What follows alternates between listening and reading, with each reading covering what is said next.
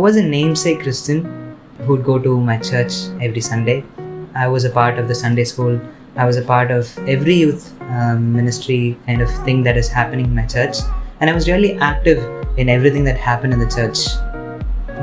I would memorize verses, participate in skits, I would sing songs. I would do everything as much as possible. However, inwardly I was not good. I was not right. It was because whenever a preacher was preaching, I would not take God's word in its own way. If the preacher was preaching about praising God, I would only take it into my head. God's word was only in my head.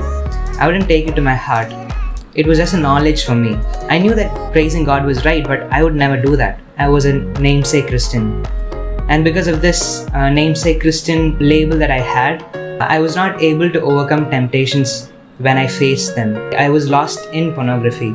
I had like 2 to 3 years I was struggling with pornography, but no one knew it because I wanted to keep my name good, because that was how I was in my church. Since I did not take God's word seriously, since I did not take God's word into my heart, I was sinful in my life. Then I came to Youth for Christ Fellowship. I started attending the Bible studies that they conduct every Saturday, and I started learning God's word. Every time someone spoke there, they would end with this: listen, what you learn must be practically applied. That is, you should practice it in your life, because God doesn't matter your knowledge. God doesn't matter how much knowledge you have, how much you know from the Bible, but He matters whether you live it or not.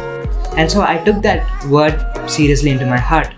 And then God's word started going deep into my heart, rather like before into my head. I was also taught to read Bible every day, and I did that as well.